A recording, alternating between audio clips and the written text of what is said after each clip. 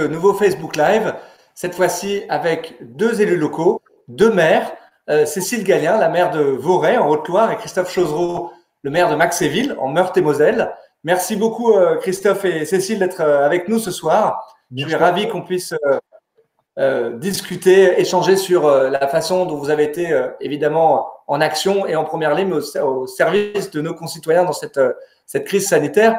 Je voudrais d'abord commencer en vous félicitant tous les deux pour votre réélection haut la main au premier tour des élections municipales. Je crois que vous avez mérité la confiance de vos concitoyens.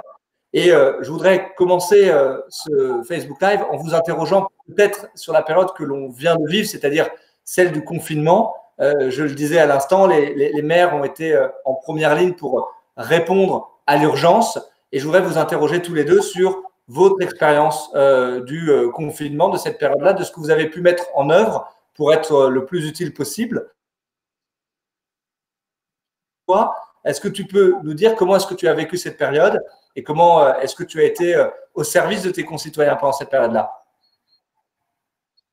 Bon, bonjour à tous d'abord. Alors, en fait, avant les élections, avant ce dimanche des élections, on était un peu briefés. Alors moi, j'étais déjà maire sortante. On était briefés quand même sur les risques du coronavirus. Donc, on a organisé de la meilleure façon possible, on va dire, les élections. C'est vrai que les gens sont venus en masse aux urnes. Ça s'est bien passé. On était déjà dans le bain. Le lendemain des élections, on recevait beaucoup d'ordonnances. Le confinement avait été déclaré. Donc, il a fallu, j'ai envie de dire, moi, j'ai voulu que la mairie reste ouverte. Donc, elle est restée ouverte tous les matins, 6 jours sur 7, du lundi au samedi. Donc, on va dire, suppléé à la fermeture de beaucoup de services. Je vais les citer quand même. Au niveau on a fait des assistantes sociales. On a fait du soutien psychologique. On a porté des colis d'urgence. On a, on va dire, suppléé aux fermetures de la poste qui ont été difficiles. Puis ensuite, heureusement, les postes ont réouvert. On a, on va dire, essayé de faire respecter les mesures de confinement. On a aussi distribué des autorisations de circulation dérogatoire, puisque les gens n'étaient pas forcément équipés d'une imprimante. Et puis, petit à petit, on a remis en place le marché du dimanche matin avec six producteurs locaux au départ, tout ce qu'il fallait en termes de lavage de mains, etc. On a aidé les professionnels de santé aussi à trouver parfois du matériel. Il y a eu beaucoup de solidarité entre des artisans qui avaient des masques ou d'autres solidarités où beaucoup de dames aussi se sont mis à la couture. Donc, je dois avouer que voilà, ça s'est pas trop mal passé, mais franchement, on s'est pas ennuyé pendant cette période de confinement. Dis-nous combien d'habitants. J'aurais peut-être dû introduire par ça pour qu'on puisse bien situer la situation de Voray. Alors, en fait, il y a 1472 habitants l'hiver. On double normalement l'été parce qu'on a des touristes. Donc, on est une commune bourg-centre où il y a quand même une quarantaine de commerces, 450 emplois, beaucoup de services à la population, EHPAD, pôle de santé, pharmacie, trésor public. Enfin, voilà, on a la chance d'être une centralité rurale qui sert en fait aux communes alentours. Donc, finalement, beaucoup de dynamique normalement et quand même de la dynamique qui est restée parce que tous les commerces alimentaires, tous les petits commerçants ont joué le jeu de la meilleure façon possible. Les producteurs locaux aussi, on a essayé de les aider aussi. Et on s'est rendu compte, j'espère que les gens vont s'en rendre compte, que tous ces commerces de proximité ont permis, entre guillemets, de nourrir la population et de faire du lien social, tout en respectant les règles sanitaires, de protection. Donc, je trouve qu'il y a peut-être des révélateurs qu'on peut positiver de cette crise. Et justement, sur la dimension circuit court, effectivement, c'est souvent quelque chose qui ressort des échanges que moi je peux avoir avec les élus locaux. Les agriculteurs ont souvent trouvé des moyens pour pouvoir livrer directement. Est-ce qu'il y a des choses que tu garderas pour la suite en lien avec justement les agriculteurs? Bah déjà, nous, on a relancé les marchés et franchement, le préfet a été très aidant, mais avec rigueur, mais très aidant. Donc, il y avait au moins une cinquantaine de marchés sur mon département de la Haute-Loire. Donc, ça, c'était positif. Et c'est vrai que les producteurs locaux ont aussi organisé entre eux des plateformes numériques entre offreurs et demandeurs. Donc, ça, je pense que c'est quelque chose qui va perdurer et c'est une très bonne chose. y compris les liens entre producteurs locaux et petits commerçants qui se sont mis aussi en place. Donc ça aussi, ça va perdurer. J'espère que les gens se sont rendus compte qu'il y avait quand même quelque chose d'essentiel dans la vie déjà, c'était se nourrir. Donc j'espère qu'au niveau la citoyenneté et l'agriculture, et notamment l'agriculture de proximité, va être remis comme quelque chose d'essentiel. Voilà. Je crois que c'est tout à fait central et vous le savez, la République en marche mène des consultations en ce moment pour nous projeter dans l'après. Et une des thématiques qui ressortent le plus fortement dans les attentes des marcheurs, mais je crois aussi de nos concitoyens, c'est l'alimentation. Et c'est vraiment une conviction que dans cette deuxième partie de quinquennat, on va devoir porter des objets extrêmement concrets qui concernent vraiment la vie des gens. Et je pense que l'alimentation est au centre, évidemment, de cela. Alors, dans tout ce que tu nous dis, vas-y. Je voudrais juste dire une chose essentielle. On a beaucoup d'entreprises, de petites entreprises, y compris de PME, en secteur rural aussi. Hein, et je dois avouer que on a pu, de manière régulière, avoir des contacts soit avec le préfet, soit avec le ministère, notamment Bercy ou le ministère de l'économie, pour que ce fonds de solidarité, qui au départ était d'1 milliard, passe à 7 milliards, parce qu'au départ, il y avait un peu des trous dans la raquette, ce qui est normal. Et finalement, de semaine en semaine, il y a eu des améliorations pour aider tout type de petites entreprises ou d'entreprises moyennes à accéder à ce fonds de solidarité déjà. Et puis aussi le chômage partiel qui a quand même pesé énormément pour essayer d'amortir le choc économique. Donc, je trouve qu'il y a eu une bonne activité de ce côté-là. Mais c'est ça aussi, ça sera dans les enseignements, dans le lien et la continuité de la puissance publique. Et le réseau des élus locaux de la République en marche ou proche de la majorité présidentielle a vraiment joué un rôle très très important aussi pour remonter des informations et boucher les trous dans la raquette, pour reprendre ton expression. Alors, je disais que ce qu'on voit dans ce que tu nous dis, c'est ton attention première, ça a été la continuité des services publics. Peut-être, Christophe, je te poserai la même question. Comment est-ce que toi, tu as agi pour maintenir cette continuité des services publics à Maxéville? Et peut-être en nous disant combien d'habitants à Maxéville? Oui, bonjour à toutes et à tous. Alors nous, c'est 10 000 habitants dans une métropole du Grand Nancy de 250 000 habitants, en région Grand Est, donc région Grand Est très fortement touchée par la crise du Covid.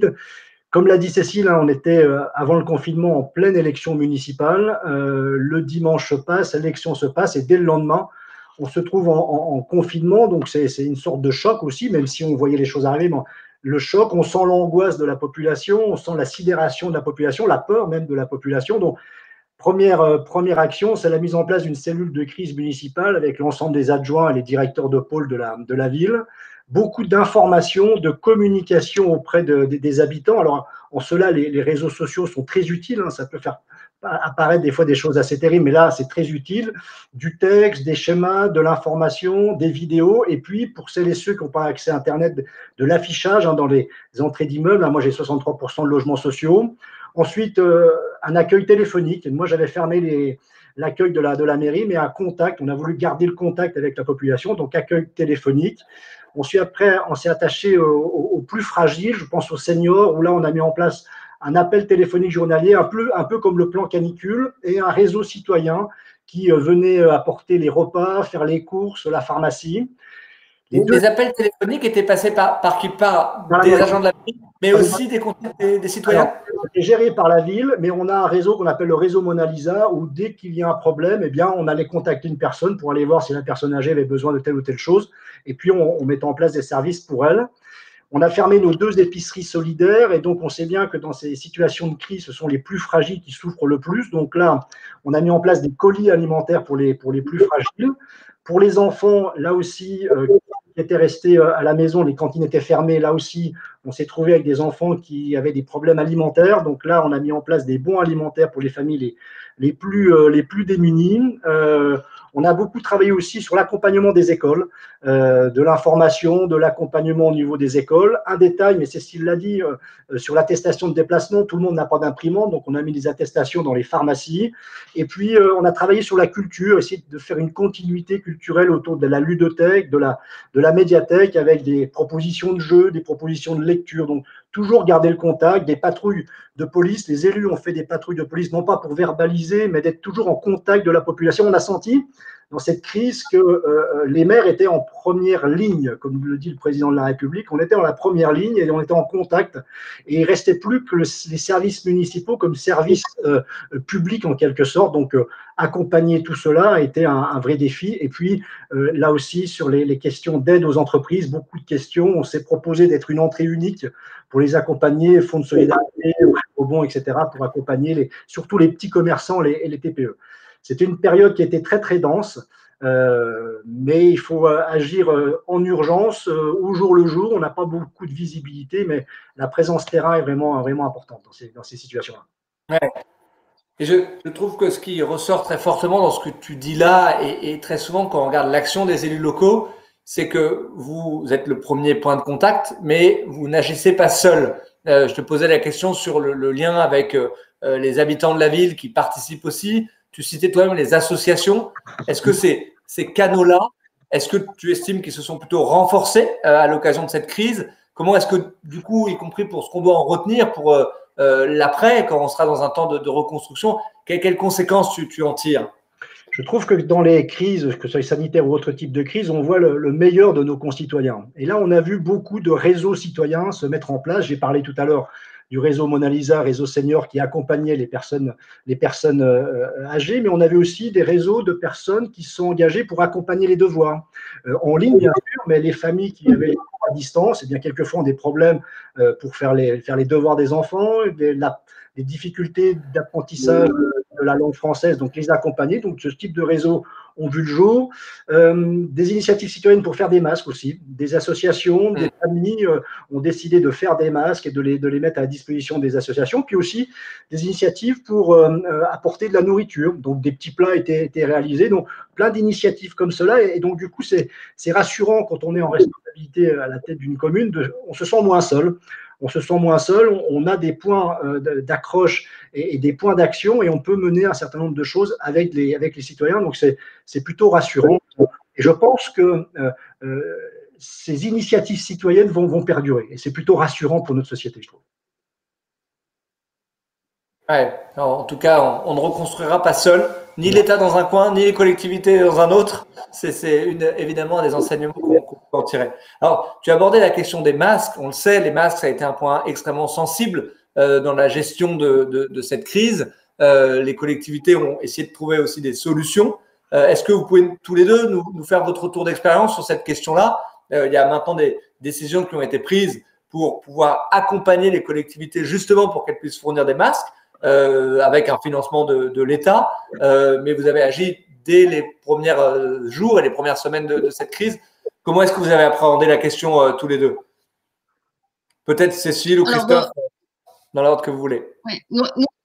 Dès le départ, en fait, il y a des dames, tout simplement, qui se sont portées bénévoles pour faire des masques. Et au fur et à mesure, on avait les normes AFNOR qui sortaient, donc je les diffusais. Elles faisaient des masques, bénévolement, qu'elles donnaient à la mairie. Et ensuite, à la mairie, on avait des demandes surtout de personnes soit âgées, soit à risque.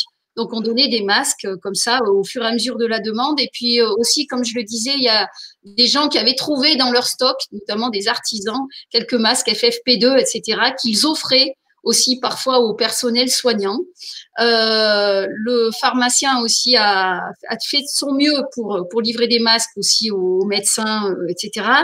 Et puis, on en a commandé. Moi, la commune, on a commandé il y a au moins un mois. J'ai anticipé. Je me suis dit, de toute façon, qu'un jour ou l'autre, on allait bien déconfiner et qu'il faudrait de toute façon protéger la population, notamment à risque, puisqu'on est dans un département d'hiver. Ça veut dire qu'on n'est pas forcément beaucoup immunisé, en tout cas. Donc, il fallait qu'on anticipe. Donc, on a commandé des masques. Et puis, on en a reçu aussi la semaine dernière du département. Et avec les deux, on a pu faire une distribution les 8 et 9 mai, passer dans toutes les maisons. Donc, nous, on a 1450 habitants. Donc, le bourg est 17 villages. On est passé partout pour être sûr que tous les gens pourraient avoir le 11 mai un masque en tissu lavable, labellisé AFNOR, lavable 50 fois, voilà, pour qu'ils aient au moins cette garantie-là. Et on en a reçu encore de la région, on en reçoit encore du département, mais voilà. Il y avait une deadline pour nous qui était importante, c'était pour le grand public, en tout cas, le 11 mai. Et donc, c'est le cas, vous dans les EHPAD, avec chaque habitant doté d'un masque. Et toi, Christophe? Dans les EHPAD, ça s'est géré avec le centre hospitalier. Voilà, ça s'est géré plutôt au niveau départemental avec l'État et le centre hospitalier. Parfait. Et toi, Christophe, comment est-ce que tu as appréhendé cette question-là? Alors, la question des masques en région Grand Est, dans le département de Meurthe-et-Moselle, vu la situation sanitaire, c'est une question extrêmement sensible et très aiguë. Donc, nos concitoyens voulaient absolument des masques pour se protéger, ce qui est bien normal, et donc un marché du masque extrêmement tendu. L'histoire, elle est assez belle. À Vourane, ils ont construit un hôpital en quelques jours. Nous, à Maxéville, on a construit une usine de production de masques en quelques jours. L'histoire est venue d'une entreprise qui fait d'habitude des jeans et qui a décidé de faire des masques. Le département de Meurthe-et-Moselle l'a saisi et leur a demandé s'ils pouvaient faire des masques pour les Meurthe-et-Mosellans. On est passé de 300 000 masques à 800 000 masques, donc évidemment, il fallait créer une usine. Et moi, j'ai une friche industrielle à Maxéville, les anciennes brasseries, et en 3 semaines, et c'est là aussi qu'on voit dans ces crises-là, on peut soulever des montagnes. Les services techniques de la ville ont mis en place une unité de production de masques, et on a embauché 75 personnes, des personnes issues de l'insertion, donc qui étaient en demande d'emploi, qui ont trouvé un emploi. L'usine fonctionne 7 jours sur 7, 24 heures sur 24. Et donc, on va fournir des masques à l'ensemble de la population en Meurthe-et-Moselle. Environ 95% des communes ont répondu. Aujourd'hui, c'est l'université, la région Grand Est passe des commandes. Et donc, on a construit carrément une usine. On a fait un masque solidaire, citoyen. Et là, on est vraiment, on parlait tout à l'heure des circuits courts, on est vraiment dans le circuit court, on n'a pas de problème de transport. Et on a répondu par l'action à une demande. Et donc, c'est une belle histoire et je suis persuadé que cette usine éphémère risque de perdurer pendant un certain nombre de mois.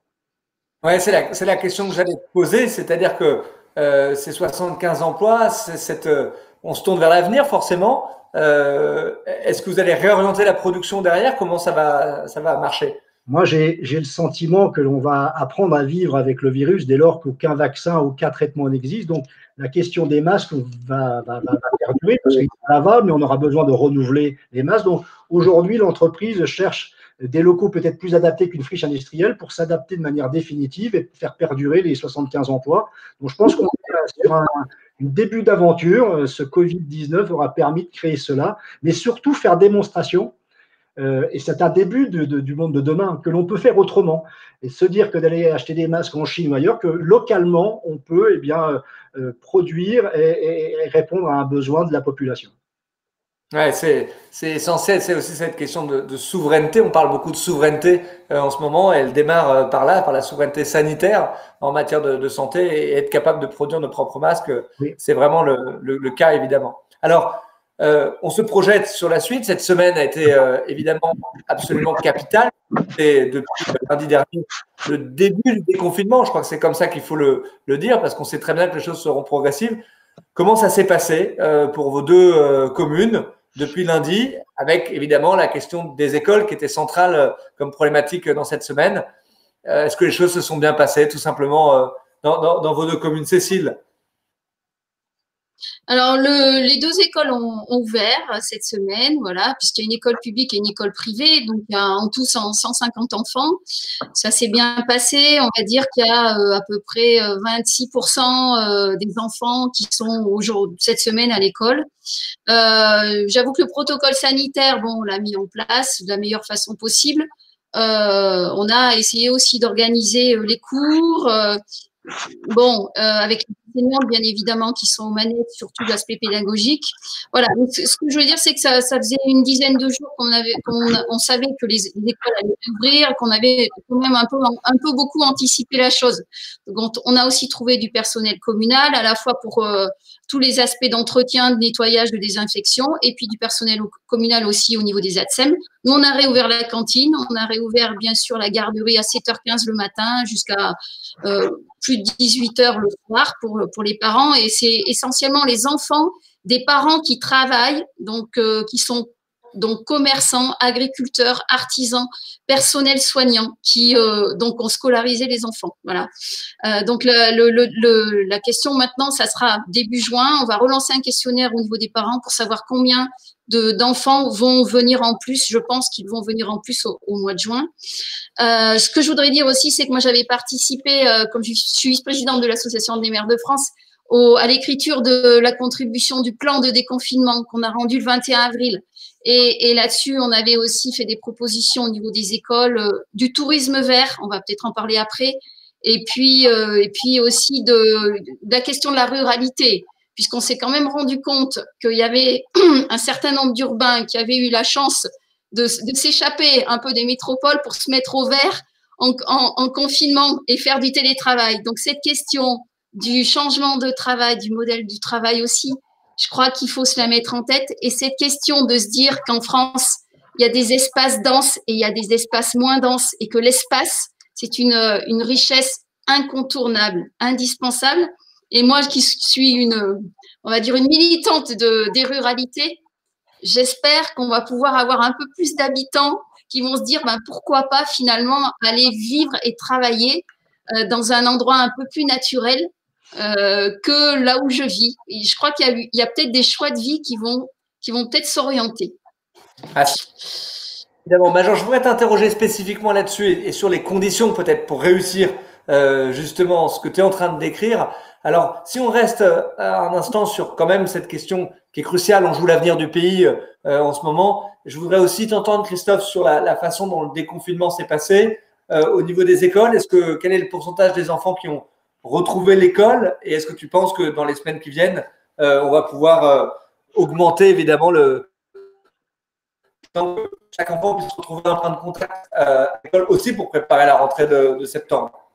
Absolument. Moi, je fais partie de ceux qui pensent qu'il fallait rouvrir les écoles parce que l'école, ça fait partie de la construction sociale d'un enfant et un enfant qui ne va pas aller à l'école pendant 6 mois, on sait que derrière, c'est très compliqué. Évidemment, nous, le déconfinement, on le fait par rapport à notre situation géographique. On est encore un département en rouge, donc de là beaucoup de progressivité, se protéger par des masques et des gestes barrières. Nous avons 7 écoles, 4 maternelles et 3 élémentaires et 2 zones d'éducation prioritaire. Donc, les écoles rouvrent progressivement dans un premier temps. Grande section CP, CM2. Sur 800 élèves, nous en avons 100 qui viennent de rentrer. On a peu d'élèves en grande section et peu d'élèves dans les réseaux d'éducation prioritaire. Donc, on va travailler là-dessus pour rassurer les parents. Il y a beaucoup d'inquiétudes des parents par rapport à cela, mais il faut qu'ils se rendent compte que tout a été mis en place pour les accueillir dans les meilleures conditions sanitaires. À partir de 2 juin, on va faire rentrer les autres niveaux de l'élémentaire, donc CE1, CE2, CM1. Et puis ensuite, à partir du 7 juin, les moyens, des moyens et petits des sections de maternelle, donc beaucoup de progressivité. Et puis surtout, on se projette, on en avait parlé, mais je crois que c'est important, sur les vacances d'été. Et ces vacances d'été doivent être des vacances qui vont être différentes par rapport aux autres vacances. Ce n'est pas simplement un centre de loisirs sans hébergement qu'on doit mettre en place, mais ce sont des vacances qui doivent être éducatives. Il faut que les écoles, je pense, restent ouvertes en y mettant des animateurs culturels, des animateurs sportifs, travailler par petits groupes. Évidemment, j'entends parler de ruralité, mais nous autres urbains, je pense qu'on peut travailler avec la ruralité. Moi, j'aimerais, par exemple, envoyer des groupes de jeunes en ruralité, faire un camp, découvrir des modes de vie peut-être un peu différents, voir un petit peu comment la nature se pose en milieu rural, voir les difficultés du milieu rural, qu'on puisse avoir des échanges. Et même inversement, on pourrait très bien imaginer que des enfants de la ruralité viennent en ville pour pouvoir échanger. Donc voilà, ces vacances d'été vont être extrêmement importantes. Et puis, il arrivera septembre, mais je crois qu'il est important d'ouvrir les écoles parce que c'est de l'expérience qu'on est en train d'emmagasiner. Chaque jour qui ouvre, c'est une nouvelle expérience et on améliore chaque fois le système. Donc voilà, la progressivité posée par le gouvernement, je pense que c'est la bonne solution. Ouvrir et puis se préparer pour septembre parce que j'ai le sentiment qu'il va falloir apprendre à vivre avec le virus, mais que l'école de la République, c'est quand même quelque chose de fondamental pour la construction d'un enfant. Bien sûr, bien sûr. Alors, je reviens un instant en arrière pour ne pas frustrer ceux qui nous écoutent, parce qu'on essaye, c'est vrai, de répondre aux questions qui se posent sur le forum en live. Nathalie insiste pour savoir, Cécile, sur la question des masques.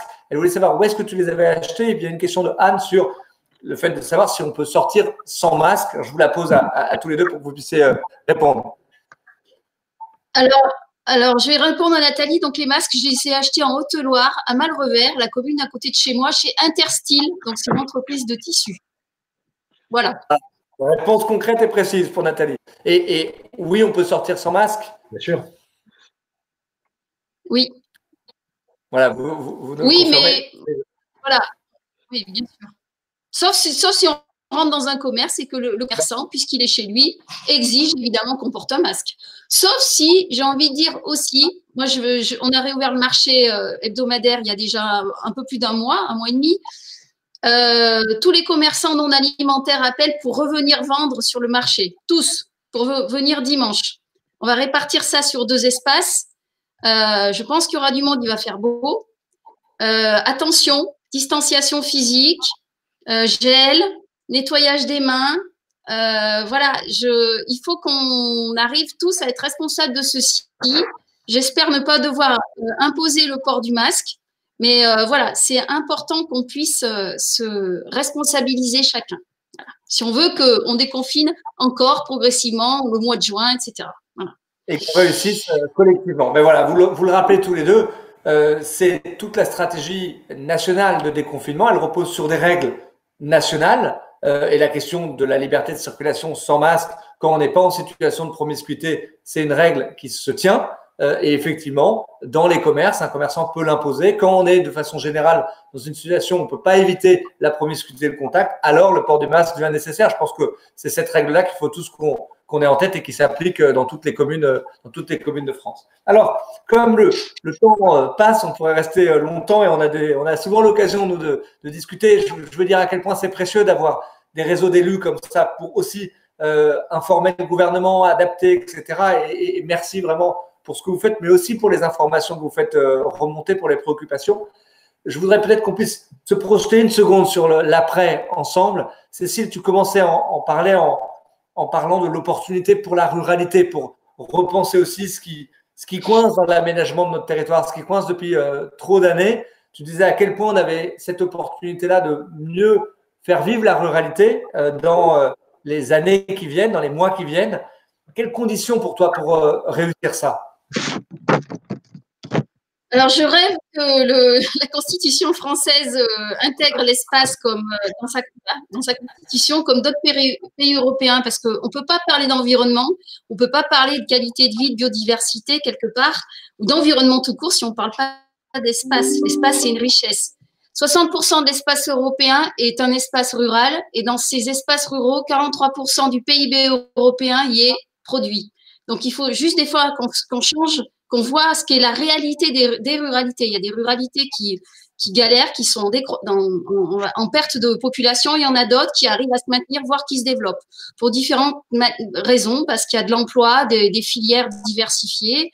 Il nous faut du numérique partout. Aujourd'hui, on est en train de développer la 5G. Il faut juste mettre quand même la 4G déjà partout en France. Il faut que le téléphone mobile passe partout. On ne peut pas télétravailler, on ne peut pas faire l'école à la maison, on ne peut pas faire de la télémédecine si on n'a pas ça. Donc ça, c'est vraiment l'enjeu majeur, mais des choses ont été décidées par le gouvernement, les pylônes et un certain nombre le New Deal. Donc là, maintenant, il faut passer la 5e, c'est très, très important.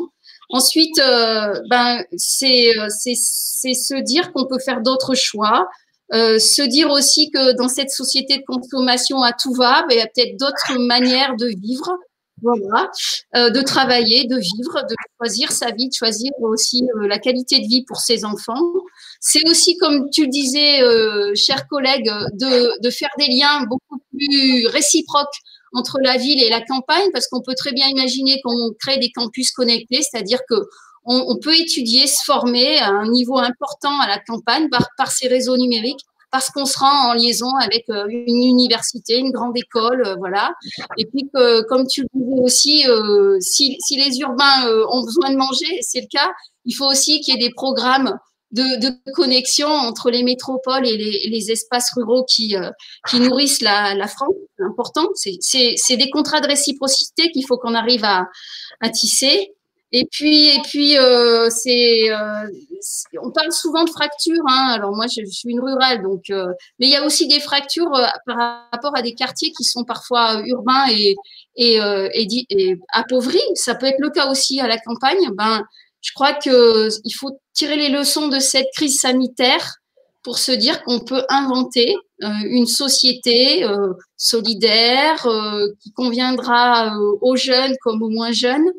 Que les liaisons entre les générations sont absolument essentielles, qu'il y a des métiers qu'on a découverts comme étant essentiels, donc il faut quand même arriver à quand même les revaloriser, c'est important.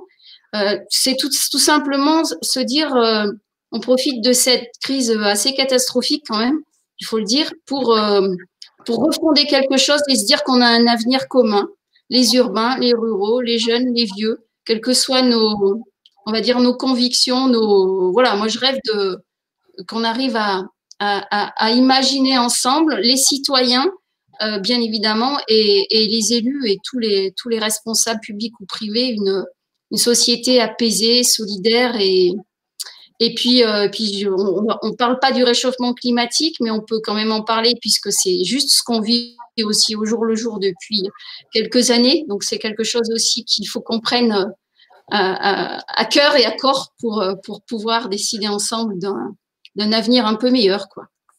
Je viens de dessiner le programme pour l'après, justement, avec, je pense, une dimension extrêmement importante de ne pas opposer la technologie, le numérique, l'innovation à la ruralité. Je crois qu'au contraire, c'est une opportunité. On ne le dit jamais assez. Les territoires ruraux sont des territoires d'innovation.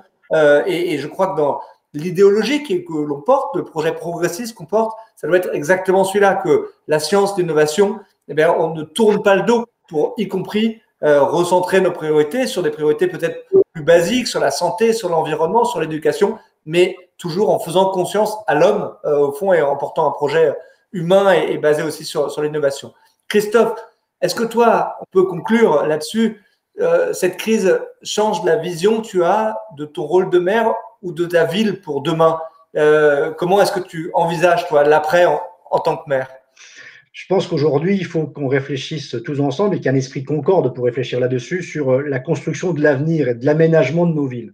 Je pense que Cécile l'a très bien dit, la question des circuits courts, de l'économie de proximité, de redevenir des territoires d'accueil pour les entreprises, d'aménager des pistes cyclables, de revoir la ville par rapport à la situation sanitaire qu'on vient de vivre, l'économie sociale et solidaire. Donc, on a un vrai travail de repenser l'espace urbain par rapport à ce que l'on vient de vivre à travers ce Covid, mais en même temps, je pense qu'il ne faut pas non plus sacrifier sur l'autel du Covid tout ce que l'on a déjà dessiné sur la question du réchauffement climatique. Je suis parfaitement d'accord. La question de la transition écologique, énergétique et environnementale, on ne doit pas faire un revers de main, dire voilà, la crise est passée par là, il faut qu'on revoie les choses.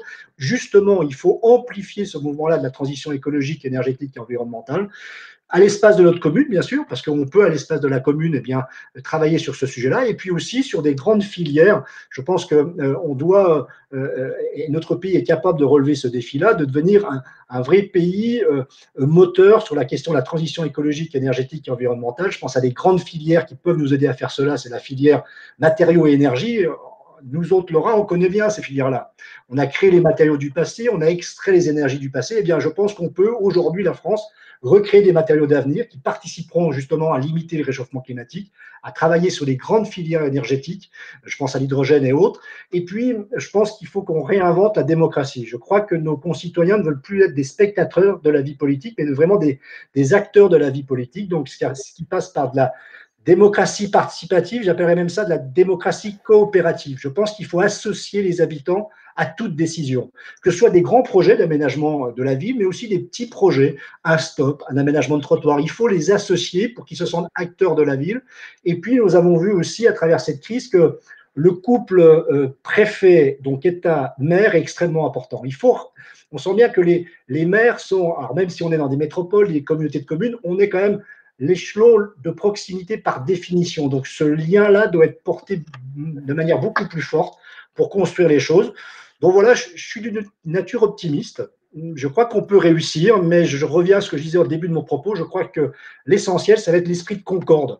Quelles que soient nos divergences politiques, il faut associer évidemment les partis politiques, il faut associer les syndicats, il faut associer les habitants, il faut bien mesurer ce que ça va porter. Et puis, je pense, mais ça c'est aux parlementaires, je le dis, c'est un grand plan de relance national, porté peut-être par les régions qu'on doit lancer pour remettre en musique et en avance l'économie et puis la vie, mais pas une économie comme on a connu, une économie plus respectueuse de l'environnement, plus respectueuse des citoyens, et puis en prenant connaissance et en conscience de ce Covid qui nous a touchés, et comment un virus qui est invisible peut mettre à genoux tout un pays et la moitié de la planète. Écoute, c'est ce que nous allons porter et toute la réflexion que l'on mène aujourd'hui, c'est justement pour construire ce plan de reconstruction très large qui devra évidemment associer les collectivités locales, notamment les maires, et tu peux reparler de ce couple préfet-maire qui a fait la démonstration de son utilité. C'est pas la disparition de l'État, mais c'est une façon aussi parfois de déconcentrer, de prendre des décisions qu'il va falloir évidemment penser. Il y a un fil rouge dans tout ce que vous avez dit qui est celui de la confiance. Je trouve qu'il est absolument central et je voudrais vous remercier pour ça parce que on le voit, vous donnez confiance dans la façon dont vous parlez de votre commune, dans l'action que vous menez. Et je pense que la confiance, ça sera évidemment le terreau sans lequel on ne pourra rien faire pour pouvoir reconstruire et penser l'après. Donc, merci pour ça. Merci pour le temps que vous avez consacré à ce Facebook Live. Merci à vous tous qui nous regardez tous les soirs. Et puis, continuons d'agir respectueusement, de façon civique, responsable. C'est comme ça que nous viendrons à bout de ce virus. Bonne soirée à tous. Merci Cécile, merci Christophe et à bientôt. Merci.